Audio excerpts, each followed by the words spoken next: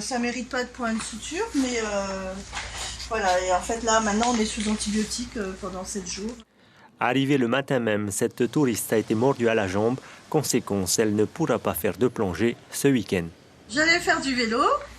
Je me suis embarquée dans un petit chemin. J'ai entendu fait demi-tour, ça doit être chez des gens. Donc j'ai tenté de faire demi-tour et en fait, il y a 2 chiens qui sont accourus vers moi. Et il y en a un qui m'a attaqué à plusieurs reprises d'ailleurs.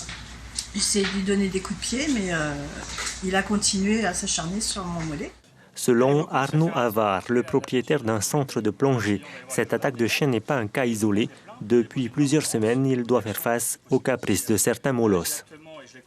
On a aujourd'hui un gros problème avec les chiens sur Enguerrand. Ici au centre, mon activité est entachée aujourd'hui avec une pelle exploitation. Récemment, hier, les chiens ont carrément détérioré mon Zodiac.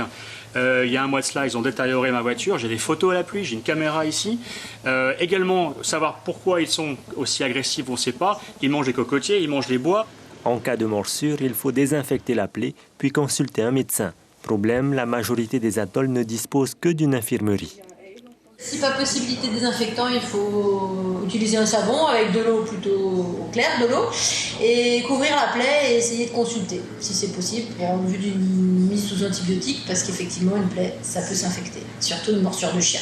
Aujourd'hui, Arnaud Havard s'inquiète de l'impact négatif que pourraient avoir ces attaques de chiens sur l'activité touristique de l'île. Il en appelle à la responsabilité des élus.